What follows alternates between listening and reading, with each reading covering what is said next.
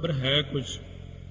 आ चीज बर्फ वर्गी ठंडी है, आ चीज तां गुड़ वर्गी मिठी है, तो प्रमाण दे सकते हैं। पर कहते वाहेगुरु तां अविशे है, ਉਹਦਾ ਕਾਹਦੇ ਨਾਲ ਪ੍ਰਮਾਣ ਦਈਏ। ਜੈਸਾ ਤੂੰ ਤੈਸਾ ਤੂੰ ਹੀ, ਕਿਆ ਉਪਮਾ ਦੀਜੈ। ਜਿਵੇਂ ਭੱਟਾ ਨੇ ਭਜਨ ਕਿਹਾ, ਭੱਲੇ ਅਮਰਦਾਸ ਗੁਣ ਤੇਰੇ, ਤੇਰੀ ਉਪਮਾ ਤੋਹੇ ਬਨ ਆਵੈ। ਸਾਡੇ ਤਾਂ ਸਤਿਗੁਰਾਂ ਦੇ ਬਰਾਬਰ ਵੀ ਕਿਸੇ ਹੋਰ ਦਾ ਪ੍ਰਮਾਣ ਨਹੀਂ ਲੱਗਦਾ। ਅਕਾਲ ਪੁਰਖ ਵਾਹਿਗੁਰੂ ਜੀ ਬਰਾਬਰ ਕਿਹੜਾ ਪ੍ਰਮਾਣ ਲੱਗ ਸਕਦਾ ਹੈ। ਪ੍ਰਤਪਾਦਨ ਕਰਬੇ ਕੇ ਜੋਗ, ਆਤਮ ਗਿਆਨ ਕਹੈ ਪ੍ਰਭ ਲੋਗ। ਸੋ ਜਿਹੜੇ ਪਰਮੇਸ਼ਰ ਦੇ ਬੰਦੇ ਨੇ ਬ੍ਰਹਮ ਗਿਆਨ ਪ੍ਰਾਪਤ ਕਰ ਲੈਂਦੇ ਨੇ, ਉਹ ਕਹਿੰਦੇ ਪ੍ਰਤਪਾਦਨ ਕਰਨੇ ਦੇ ਜੋ ਯੋਗ ਹੈ। ਇਸੀ ਗਿਆਨ ਕੋ ਜੋ ਅਨੁਸ਼ਠਾਨ, ਸੇਵਨ ਕਰਨੋ ਮਹਿਦਮਾਨ। ਉਸੇ ਗਿਆਨ ਦਾ ਜਿਹੜਾ ਆਨੰਦ ਲੈਣਾ ਹੈ, ਇਹ ਤਾਂ ਸਿਰਫ ਉਹਨਾਂ ਨੂੰ ਹੀ ਪਤਾ ਹੈ। ਕਬੀਰ ਚਰਨ ਕਮਲ ਕੀ ਬਾਜ ਕੋ ਕਹੋ ਕੈਸੇ ਅਨੁਮਾਨ, ਕਹਿਬੇ ਕੋ ਸੋਭਾ ਨਹੀਂ ਦੇਖਾ ਹੀ ਪ੍ਰਵਾਨ। ਚੌਥੇ ਸ਼ਰਵਣ ਪ੍ਰਯੋਜਨ ਸੋਏ, ਫਲ ਵੀ ਨਾਮ ਸੁਨੋ ਜਿਮ ਹੋਏ। ਚੌਥਾ ਜਿਹੜਾ ਹੈ ਸ਼ਰਵਣ ਦਾ ਚਿੰਨ, ਉਹ ਹੈ ਪ੍ਰਯੋਜਨ। ਕਹਿੰਦੇ ਇਹਦਾ ਨਾਮ ਫਲ ਵੀ ਕਹਿੰਦੇ ਹਨ। ਇਹ ਦੋ ਨਾਮ ਨੇ ਇਹਦੇ, ਇੱਕ ਤਾਂ ਫਲ ਜਾਂ ਪ੍ਰਯੋਜਨ। ਇਉਂ ਜਾਣੋ ਗੁਰਮੁਖ ਨਾਦੰ ਗੁਰਮੁਖ ਵੇਦੰ। ਸੋ ਇਹ ਜਿਹੜਾ ਜਪਜੀ ਸਾਹਿਬ ਦੇ ਅੰਦਰ ਲਿਖਿਆ, ਗੁਰਮੁਖ ਨਾਦੰ ਗੁਰਮੁਖ ਵੇਦੰ। ਗੁਰਾ ਇੱਕ ਦੇ 부ਝਾਏ, ਸੋ ਗੁਰਾ ਇੱਕ ਦੇਹ 부ਝਾਏ ਵੇ ਭੇਦੰ। ਇਹ ਜਿਹੜਾ ਮੈਨੂੰ ਗੁਰਾਂ ਨੇ ਇੱਕ ਭੇਦ ਸਮਝਾ ਦਿੱਤਾ ਹੈ, ਕਿ ਗੁਰਾਂ ਨੇ ਮੈਨੂੰ ਇਹ ਭੇਦ ਜਿਹੜਾ ਹੈ ਐਸੇ ਸਮਝਾ ਦਿੱਤਾ ਹੈ। 부ਝਾਈ ਤੋਂ ਭਾਵ ਇਸ ਤਰ੍ਹਾਂ ਸਮਝਾ ਦਿੱਤਾ ਹੈ। ਨਿਤ ਸਤਿਗੁਰ ਕੀ ਸੇਵਾ ਕਰਨੇ, ਗੁਰ ਤੇ ਗਿਆਨ ਪ੍ਰਾਪਤੀ ਬਰਨੀ। ਗੁਰਾਂ ਨੇ ਮੈਨੂੰ ਸਮਝਾਇਆ ਕਿ ਨਿਤ ਸਤਿਗੁਰਾਂ ਦੀ ਸੇਵਾ ਕਰਨੀ ਹੈ। ਗੁਰਾਂ ਤੇ ਗਿਆਨ ਦੀ ਪ੍ਰਾਪਤੀ ਵਰਣਨ ਕੀਤੀ ਵੀ ਗੁਰਾਂ ਤੋਂ ਤੈਨੂੰ ਗਿਆਨ ਹੋਣਾ ਹੈ, ਕਿਉਂਕਿ ਹੋਰ ਕੋਈ ਤੈਨੂੰ ਸਮਝਾ ਨਹੀਂ ਸਕਦਾ। ਇਹ ਗੱਲ ਸਤਿਗੁਰੂ ਹੀ ਸਮਝਾ ਸਕਦੇ ਨੇ। ਗੁਰਾ ਇੱਕ ਦੇਹ 부ਝਾਈ, ਸਭਨਾ ਜੀਆਂ ਕਾ ਇੱਕ ਦਾਤਾ, ਸੋ ਮੈਂ ਵਿਸਰ ਨਾ ਜਾਈ। ਮੁਕਤ ਦੇਤੇ ਆਤਮ ਗਿਆਨ, ਇਤਿਆਦਕ ਜੈ ਕੀਨ ਬਖਾਨ। ਸੋ ਆਤਮਿਕ ਗਿਆਨ ਜਿਹੜਾ ਹੈ ਨਾ, ਉਹ ਮੁਕਤ ਦਿੰਦਾ ਹੈ। ਕਿਵੇਂ? ਜਿਵੇਂ ਕਹਿੰਦੇ ਸਾਚਾ ਸਾਹਿਬ ਸਾਚ ਨਾਏ ਭਾਖਿਆ, ਭਾਉ ਅਪਾਰ ਆਖੈ ਮੰਗੈ ਦੇਹ ਦੇ ਦਾਤ ਕਰੇ ਦਾਤਾਰ। ਫੇਰ ਕੇ ਅੱਗੇ ਰੱਖੀ ਹੈ ਜਿਤ ਦਿਸੈ ਦਰਬਾਰ, ਮੂੰਹੋਂ ਕੇ ਬੋਲਣ ਬੋਲੀ ਹੈ ਜਿਤ ਸੁਣ ਧਰੇ ਪਿਆਰ। ਅੰਮ੍ਰਿਤ ਵੇਲਾ ਸੱਚ ਨਾਉ ਵਡਿਆਈ ਵਿਚਾਰ, ਕਰਮੀ ਆਵੇ ਕੱਪੜਾ ਨਦਰੀ ਮੋਖ ਦੁਆਰ। ਉਹ ਕਹਿੰਦੇ ਮੁਕਤ ਦੇਤ ਹੈ ਆਤਮ ਗਿਆਨ। ਜਿਹੜਾ ਬੰਦੇ ਨੂੰ ਅੰਦਰ ਆਤਮ ਗਿਆਨ ਹੋ ਜਾਣਾ।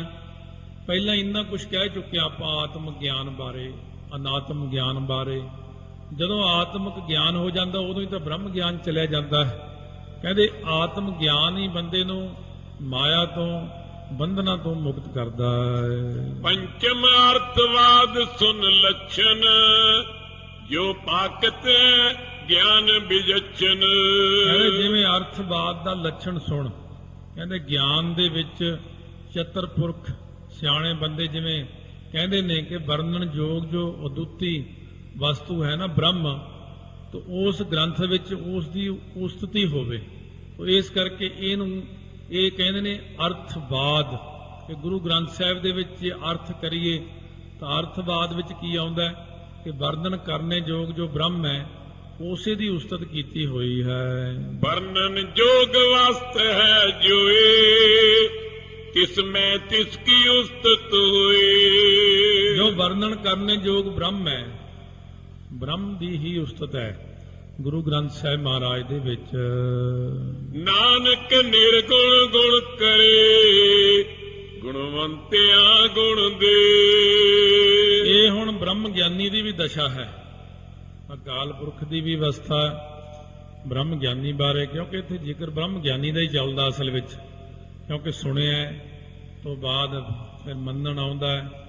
ਇਸ ਤਰ੍ਹਾਂ ਜਿਹੜੀਆਂ ਪੌੜੀਆਂ ਉਚਾਰਨ ਕੀਤੀਆਂ ਹੋਈਆਂ ਨੇ, ਪਹਿਲਾਂ ਸ਼ੁਰੂ ਦੇ ਜੇ ਜੁਗ ਚਾਰੇ ਆਰਜਾ ਹੋਰ ਦਸੂਣੀ ਹੋਏ, ਇੱਥੇ ਜਿਹੜਾ ਆ ਕੇ ਕਿਹਾ ਨਾਨਕ ਨਿਰਗੁਣੇ ਗੁਣ ਕਰੇ।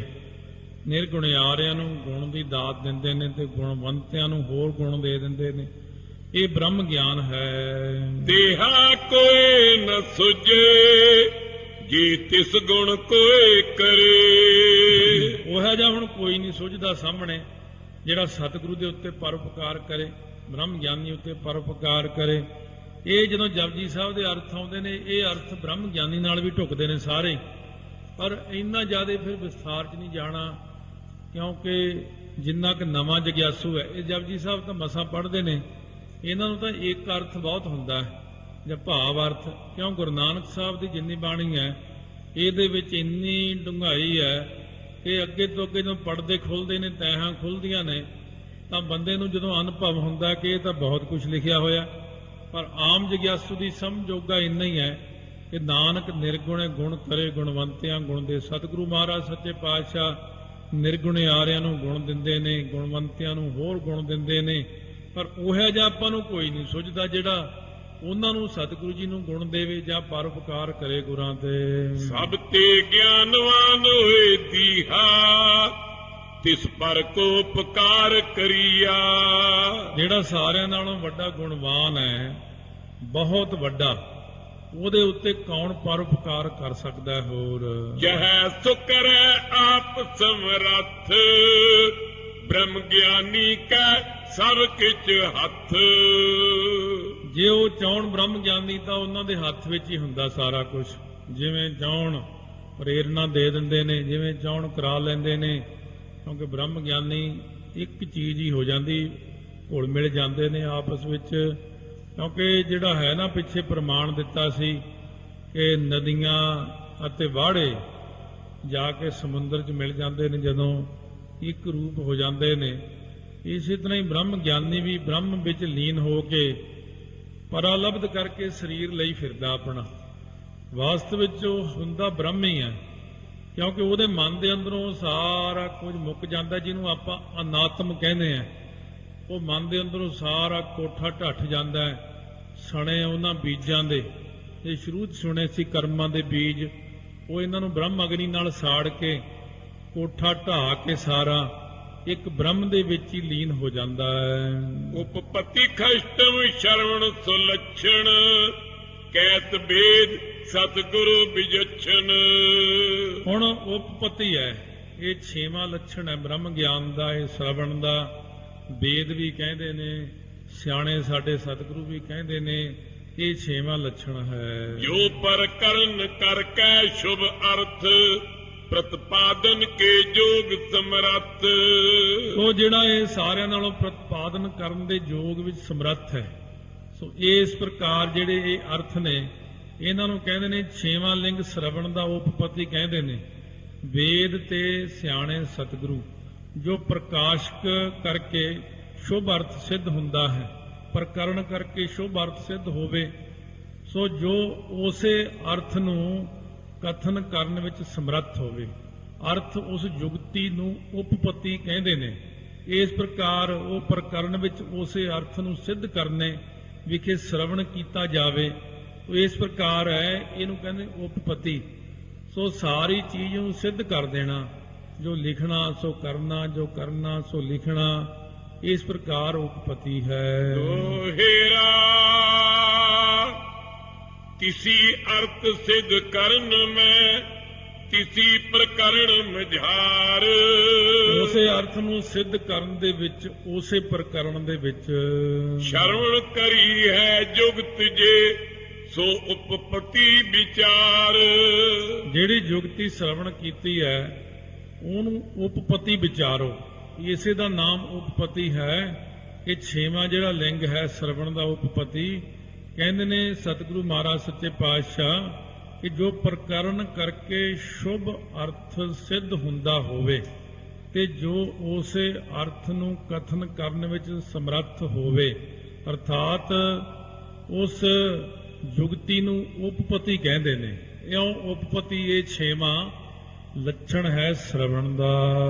ਸਾਲਾਈ ਸਾਲਾਏ ਏਤੀ ਸੁਰਤ ਨ ਪਾਈਆ।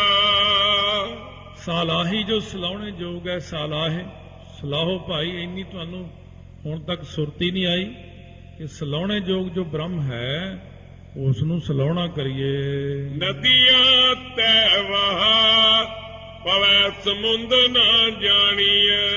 ਨਦੀਆਂ ਤੇ ਵਾੜੇ ਜਿਹੜੇ ਨਾਲੇ ਹੁੰਦੇ ਨੇ ਛੋਟੇ, ਜਦੋਂ ਸਮੁੰਦਰ ਵਿੱਚ ਲੀਨ ਹੋ ਜਾਂਦੇ ਨੇ ਜਾ ਕੇ ਤਾਂ ਉਦੋਂ ਜਾਣੇ ਨਹੀਂ ਜਾਂਦੇ, ਵੱਖਰੇ ਵੱਖਰੇ ਇੱਕ ਮਿੱਕ ਹੋ ਜਾਂਦੇ ਨੇ। ਸਮੁੰਦ ਸਾ ਸੁਲਤਾਨ। ਸਮੁੰਦ ਸਾਹ ਸੁਲਤਾਨ, ਕਿਉਂਕਿ ਜਿਹੜਾ ਹੈ ਨਾ ਇੱਥੇ ਅਰਥ ਵੱਖਰਾ ਹੈ। ਇੱਥੇ ਹੁਣ ਅੰਤਰੀ ਭਾਵ ਚ ਕਹਿੰਦੇ ਨੇ ਨਦੀਆਂ ਅਤੇ ਨਾਲੇ ਜਦੋਂ ਸਮੁੰਦਰ ਵਿੱਚ ਜਾ ਕੇ ਲੀਨ ਹੋ ਜਾਂਦੇ ਨੇ, ਉਹ ਜਿਹੜਾ ਸ਼ਾਹ ਸੁਲਤਾਨ ਸਮੁੰਦਰ ਹੈ ਉਹਦਾ ਹੀ ਰੂਪ ਹੋ ਜਾਂਦੇ ਨੇ। ਨਦੀ ਸਮੁੰਦਰ ਵਿੱਚ ਰਲ ਜਾਵੇ ਪਛਾਣ ਨਹੀਂ ਸਕਦੇ ਇਹ ਕੌਣ ਹੈ, ਇਹ ਨਦੀ ਕਿਹੜੀ ਹੈ, ਪਾਣੀ ਨਦੀ ਦਾ ਕਿਹੜਾ ਹੈ, ਇੱਕ ਮਿੱਕ ਹੋ ਜਾਂਦੇ ਨੇ। ਜੋ ਪਈ ਨਦੀ ਈਸ਼ ਹੈ ਜੀਵ ਸੁਵਾਹਾ। ਇਹਦੇ ਚ ਕਹਿੰਦੇ ਨਦੀ ਤਾਂ ਈਸ਼ਰ ਹੈ। ਈਸ਼ਰ ਜੋ ਨਿਰਗੁਣ ਤੋਂ ਥੱਲੇ ਸਰਗੁਣ ਚ ਆ ਜਾਂਦਾ ਹੈ। ਈਸ਼ ਵਿੱਚ ਜੋ ਮਾਇਆ ਹੈ, ਈਸ਼ ਵਿੱਚ ਬ੍ਰਹਮ ਦਾ ਪ੍ਰਕਾਸ਼ ਹੈ, ਈਸ਼ ਵਿੱਚ ਸੁੱਧ ਸਤੋ ਗੁਣ ਹੈ। ਇਹ ਤਿੰਨਾਂ ਨੂੰ ਮਿਲਾ ਕੇ ਈਸ਼ਵਰ ਬਣਦਾ ਹੈ। ਉਹ ਇਹ ਜੋ ਨਦੀ ਈਸ਼ਵਰ ਹੈ, ਅਥਵਾ ਜੀਵ ਜਿਹੜਾ ਇਹ ਵਾੜਾ ਹੈ, ਨਾਲਾ ਹੈ ਛੋਟਾ ਜਿਹਾ ਪਾਣੀ ਦਾ, ਇਹ ਆ ਜਾ ਕੇ ਕਿੱਥੇ ਮਿਲਦੇ ਨੇ? ਦੋਨੋਂ ਮਿਲੇ ਉਦਤ ਬ੍ਰਹਮ ਮਹਾ। ਇਹ ਦੋਨੋਂ ਜਾ ਕੇ ਉਦਤ ਹੁੰਦਾ ਸਮੁੰਦਰ ਰੂਪੀ ਬ੍ਰਹਮ ਦੇ ਵਿੱਚ। ਜੀਵ ਤੇ ਈਸ਼ਵਰ, ਪਹਿਲਾਂ ਤਾਂ ਆਪਣੀ ਏਕਤਾ ਕਰਨੀ ਹੁੰਦੀ ਆਪਾਂ ਨੇ ਜੀਵ ਤੇ ਈਸ਼ਵਰ ਦੀ, ਫਿਰ ਉਹ ਗਾਹਾਂ ਜਾ ਕੇ ਮਿਲਦੇ ਨੇ ਬ੍ਰਹਮ ਦੇ ਵਿੱਚ। ਇਸ ਤਰ੍ਹਾਂ ਕਹਿੰਦੇ ਨੇ ਇੱਕ ਰੂਪ ਹੋ ਜਾਂਦੇ ਹਨ। ਨਾਮ ਨਦੀ ਵਾਹਾ ਮਿਟ ਜਾਏ। ਇਹਦਾ ਨਾਂ ਨਦੀ ਹੈ, ਇਹਦਾ ਨਾਂ ਵਾਹਾ ਹੈ, ਨਾਲਾ ਹੈ।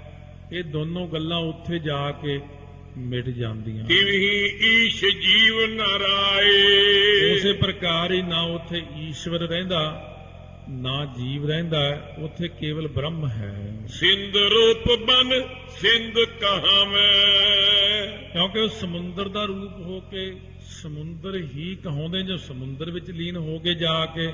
ਤਾਈਓ ਲਿਖਿਆ ਨਾਨਕ ਬ੍ਰਹਮ ਗਿਆਨੀ ਆਪ ਪਰਮੇਸ਼ਰ। ਉਹ ਪਰਮੇਸ਼ਰ ਜਿਹੜਾ ਹੈ ਨਾ, ਕਈ ਇਸ ਅਰਥ ਨੂੰ ਉਲਟ ਢੰਗ ਨਾਲ ਲਾਉਂਦੇ ਨੇ ਕਿ ਆਪ ਬ੍ਰਹਮ ਗਿਆਨੀ ਜਿਹੜਾ ਆਖੇ ਪਰਮੇਸ਼ਰ ਆਪ ਹੀ ਬ੍ਰਹਮ ਗਿਆਨੀ ਹੈ। ਉਹਨੂੰ ਕੀ ਲੋੜ ਹੈ? ਉਹਨੂੰ ਬ੍ਰਹਮ ਗਿਆਨੀ ਬਣਨੀ ਹੈ, ਉਹਦਾ ਦਰਜਾ ਛੋਟਾ ਕਰੀ ਜਾਂਦੇ ਹੋ ਤੁਸੀਂ। ਉਹ ਖੁਦ ਬ੍ਰਹਮ ਹੈ, ਉਹਨੂੰ ਆਪਾਂ ਬ੍ਰਹਮ ਗਿਆਨੀ ਨਹੀਂ ਬਣਾ ਸਕਦੇ।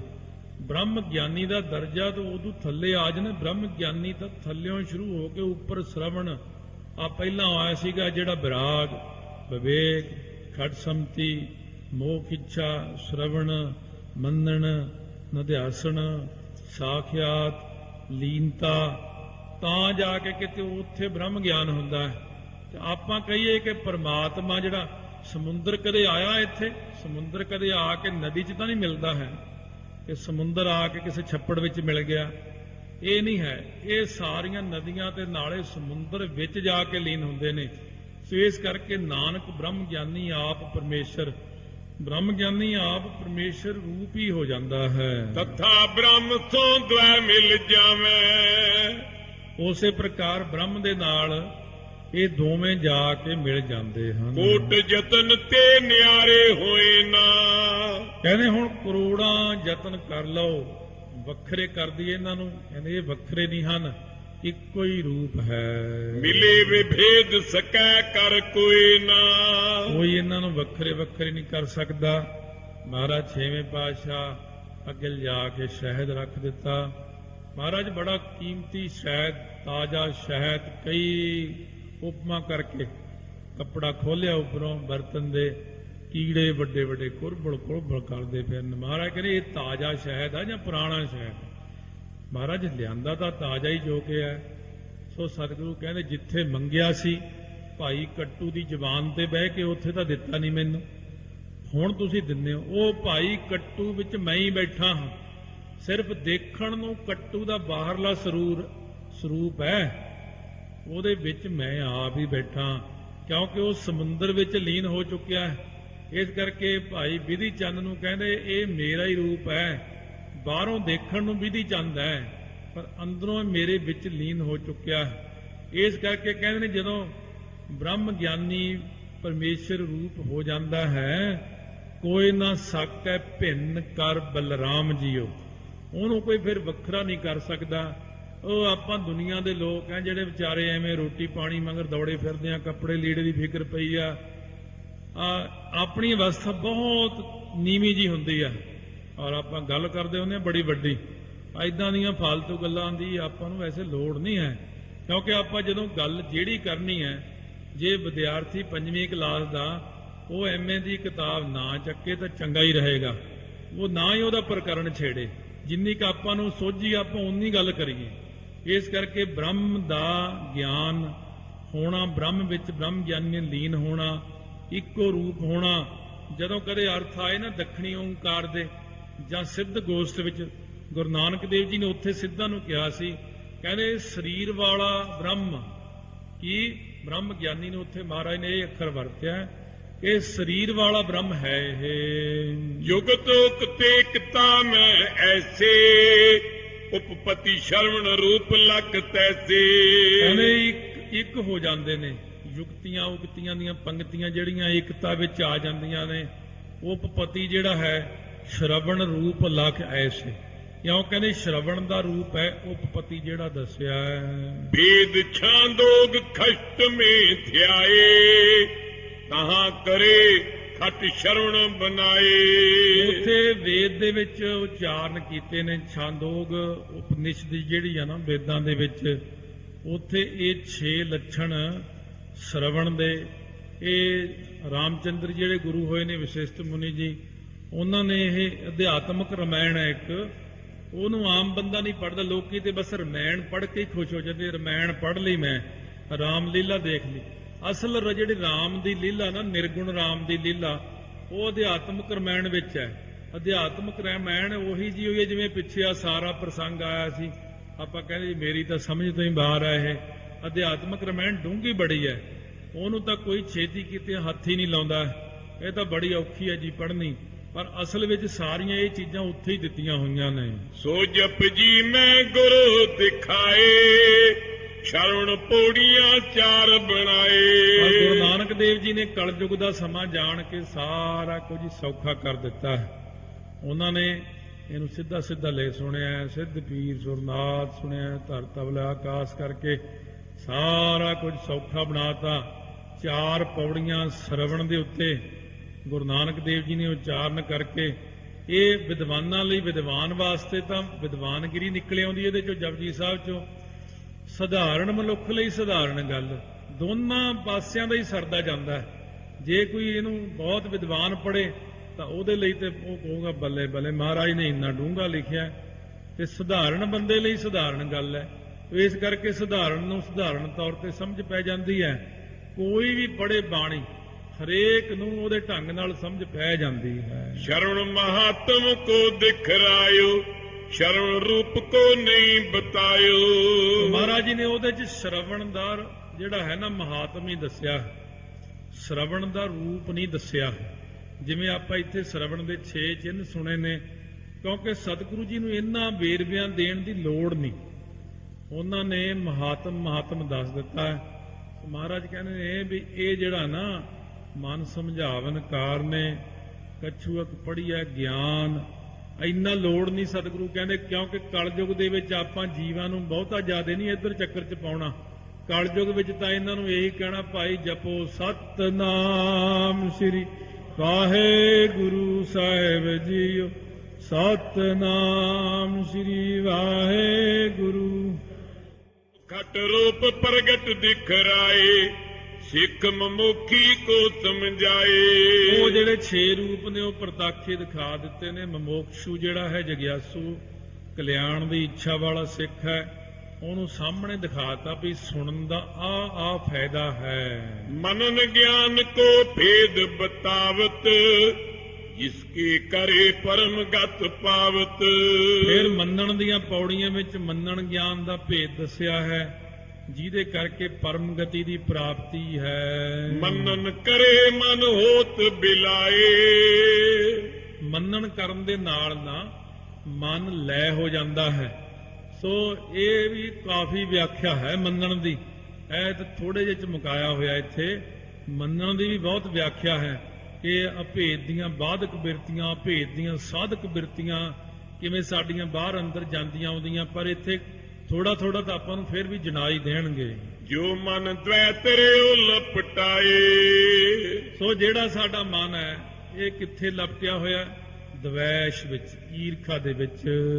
ਸਤ ਚੇਤਨ ਆਨੰਦ ਅਪਾਰ, ਬ੍ਰਹਮ ਆਤਮਾਹੀਨ ਵਿਕਾਰ। ਉਹ ਜੋ ਸਤ ਚੇਤਨ ਆਨੰਦ ਸਰੂਪ ਅਕਾਲ ਪੁਰਖ ਵਾਹਿਗੁਰੂ ਹੈ, ਉਹ ਆਤਮਾ ਜੋ ਸਾਡੀ ਹੈ ਅੰਦਰ, ਬ੍ਰਹਮ ਆਤਮਾ ਹੈ, ਉਹ ਵਿਕਾਰਾਂ ਤੋਂ ਰਹਿਤ ਹੈ। ਆਤਮਾ ਨੂੰ ਕੋਈ ਵਿਕਾਰ ਨਹੀਂ, ਨਾ ਬਾਹਰ ਬ੍ਰਹਮ ਨੂੰ ਵਿਕਾਰ ਹੈ, ਨਾ ਆਤਮਾ ਨੂੰ ਵਿਕਾਰ ਹੈ।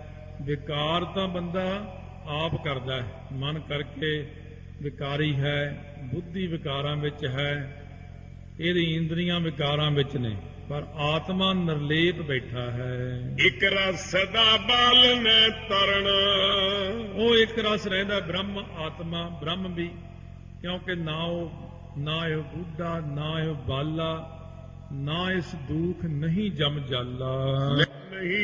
ਨਹੀਂ ਦੁਖ ਰੂਪ, ਇੱਕ ਆਤਮਾ ਅਚਲ ਅਨੂਪ। ਇੱਕ ਆਤਮਾ ਅਚਲ ਹੈ, ਚੱਲਣ ਤੋਂ ਰਹਿਤ, ਉਪਮਾ ਤੋਂ ਰਹਿਤ ਹੈ।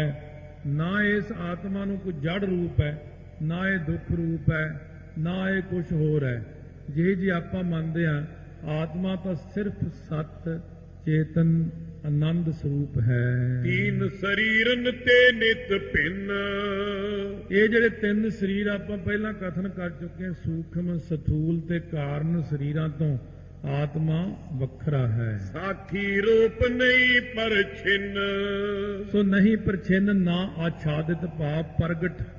ਸੋ ਇਸ ਕਰਕੇ ਉਹ ਅਕਾਲ ਪੁਰਖ ਵਾਹਿਗੁਰੂ ਦਾ ਇਹ ਜੋ ਆਤਮਾ ਸਾਨੂੰ ਬਖਸ਼ਿਸ਼ ਕੀਤਾ ਹੋਇਆ, ਇਹ ਤਿੰਨਾਂ ਦਾ ਸਾਖੀ ਰੂਪ ਹੈ ਤੇ ਵੱਖਰਾ ਨਹੀਂ ਹੈ, ਸਾਰੇ ਕਿਤੇ ਸਭ ਨੂੰ ਪਤਾ ਹੈ।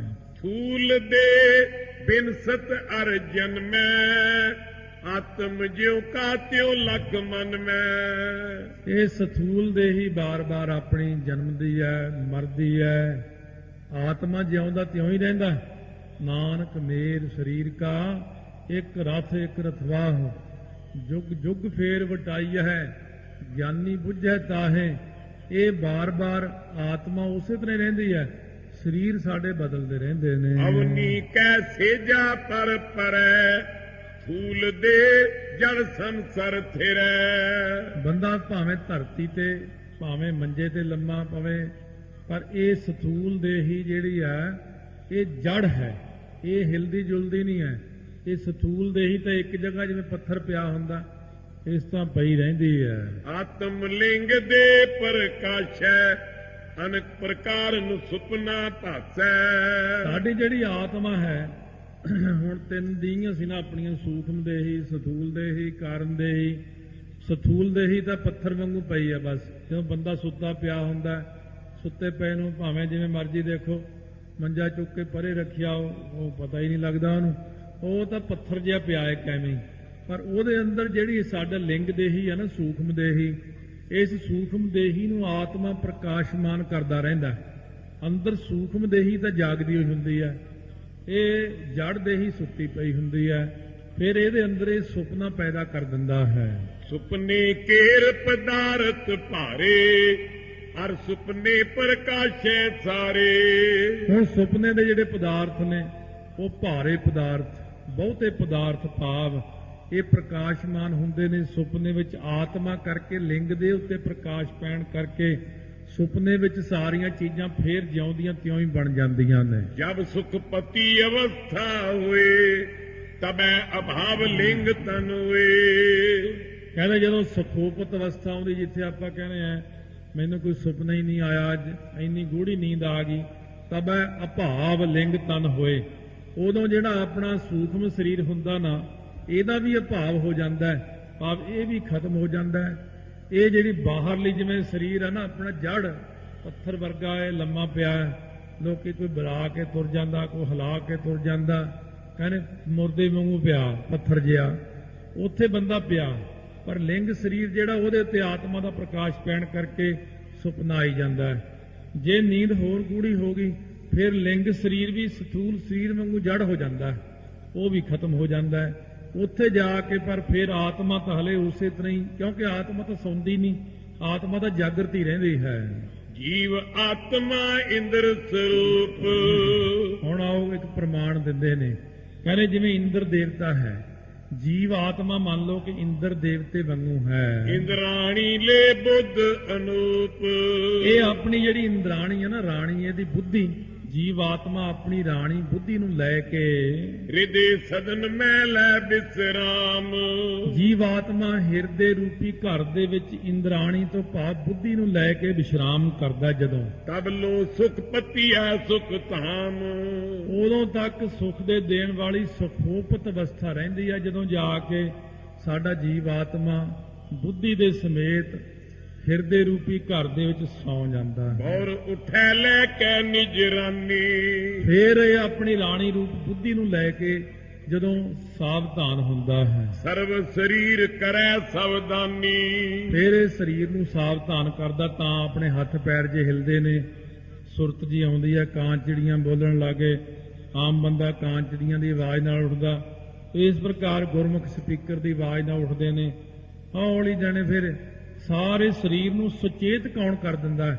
ਆਤਮਾ ਹੀ ਤਾਂ ਕਰਦੀ ਹੈ, ਆਤਮਾ ਹੀ ਇਹਨੂੰ ਸਮਾ ਦਿੰਦੀ ਹੈ। ਇਸ ਕਰਕੇ ਸਾਡਾ ਸਿੱਧਾ ਸੰਬੰਧ ਆਤਮਾ ਨਾਲ ਹੈ। ਆਤਮਾ ਨਾਲ ਆਪਣੀ ਗੱਲ ਸਿਮਰਨ ਰਾਹੀਂ ਬਣਾ ਕੇ ਰੱਖੀਏ।